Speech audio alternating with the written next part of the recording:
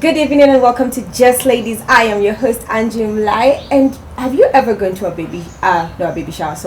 bridal shower or any lady meeting? Well, if you have, then there's a high probability that you have actually encountered or met my guest today. She says that her calling in life is to rebuild the broken walls in our homes. So she is the founder of Wives in the Making, and now a cup of tea with mom. So I'm going to welcome my guest. Enough of the guessing. It is Faith Murithi. Hi, welcome to the show. Thank you. All right, so we're going to just start basically with you. So we're going to take a minute or two and ask you about you. Okay. So where were you born and where were you born actually? Amazingly, I was born in Kwale, that is in Coast, and that's where I grew up. So yes. What happened to you? You talk about in your website, you talk about when you were 6, you went through something. Take us through that. What happened? At the age of 6 and 7, I think for 2 years, I went through sexual abuse. And this happened because of, like when you live in a shamba and you have caretakers and all that. So it was one of them. And being an environment where probably you're not sure whom to tell what and all that, and not even sure what exactly is really happening. You don't even have the words to explain what exactly is happening. So it wasn't mentioned. I think my parents got to know of it when I was a teenager. And how did they get to know about it? I think I shared with a friend, an aunt, and then my aunt shared it. With your parents? And yes. What happened to those people? Were they caught? By that time, that person had left the farm, so we never pursued it. And there's so much logistics and law and all that. Dealing with that, it's something else, so we never pursued it. Wow. Okay. Yes. So when you were a teenager, did this affect your teenagehood, and how did you deal with you trying to search for your identity? It did affect my teenagehood because I think it's when I was in high school I realized what really exactly happened. And I became a very angry person, first angry at my parents, thinking that they should be the one who have protected me, and yes, and that didn't happen. So my whole teenagehood was trying to find out who exactly am I, and what do I want to be, and and also feeling that I won't have to celebrate like all the other girls about the way girls go, whoever broke my virginity, so and so that was a different story and gone. You can't take that back, and it was quite a journey by the time I started the healing process. Okay, so when do you think you healed? Was it when you were in university? And when did you start dating? Did that affect your dating life? Amazingly, I started pursuing the healing process when I was at the age 33. 33? Yes, that's when I really started dealing with it. Wow. And by that time, I think I'd made so many mistakes in dating, and I realized the issue wasn't the people I was dating, the issue was me, and I needed to deal with me. So what did you do wrong? What mistakes are these that you think you did?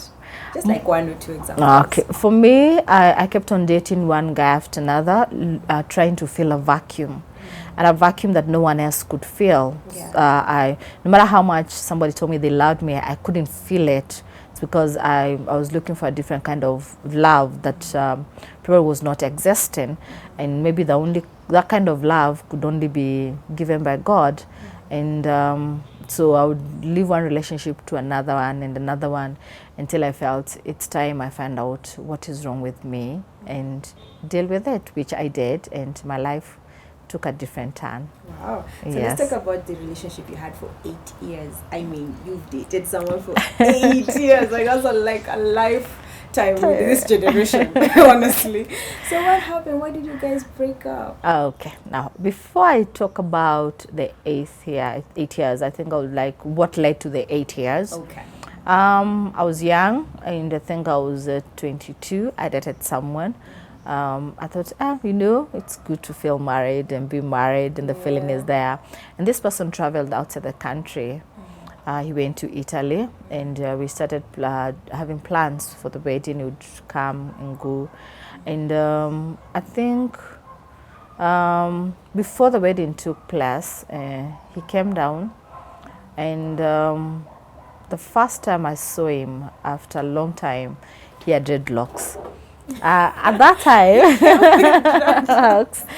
And you know, those days, dreadlocks were a big issue. Nowadays, it's not. It's a hairstyle. Yeah. But those days was something else. Yeah. And I was like, okay, did something change in him? I thought dreadlocks are with those Jah guys, you know, Jamaica and, you know, the religion. Yes. And secondly, he had a stud.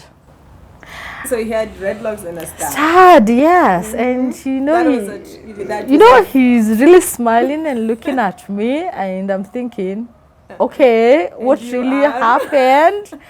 And I remember something my mom used to tell us when we were young: bring any kind of man, but never bring a man who has a stud.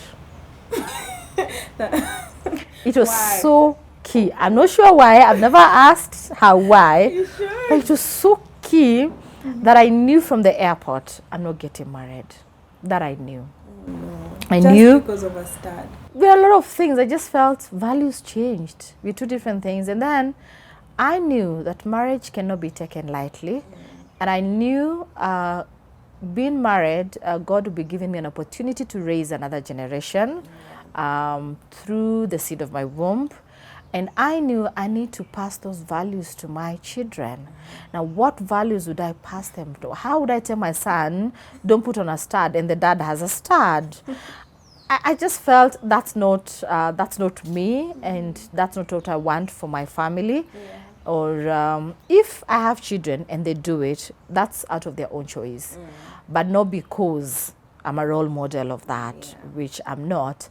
So I just felt somehow we're not compatible, and it was time to walk away. Now that time when I walked away, I told myself, Faith, you cannot just call a relationship off like that. So next relationship you get into, fight for it and make sure you know you've stayed in it. And here came a relationship which I believe I was in rebound for that long.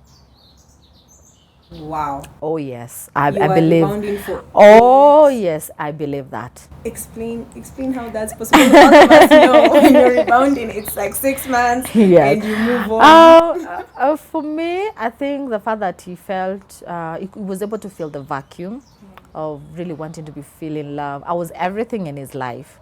I believe he adored me in such a way. So if you have a background of sexual abuse, I think what you want next is you really want a man who shows like really loves you and adores you and all that. So you tend to overlook everything around his life. But he had a lot of faults, and I had to ask myself if I was to live with him for the rest of my life.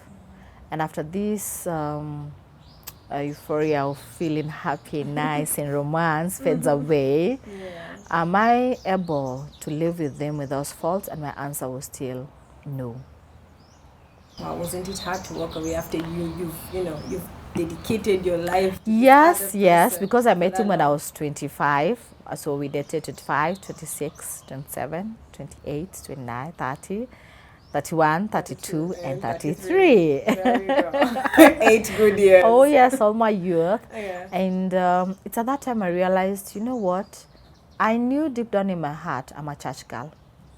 I'm a pastor's kid. And so at that time, I wasn't living the life that was expected of me as a pastor's kid. I knew at the end of my life, I am a church girl and will always remain a church girl. Inside out, I'm a church girl. And I would ask myself, if I get married to somebody who doesn't have the church boy in him, then what next for the rest of my life? Until I do, I mean, saying I do till death do part us is quite a long time for you just to do a favor to anyone, you know. And I had to walk away. It was painful because nobody was separating us, and I knew it was values. And secondly, having been surrounded by pastors, I felt I'd seen some strengths in some pastors and I'd seen some weaknesses in the pastorate ministry, and I realized I wanted to be married to a man who knew exactly what they were doing in serving God.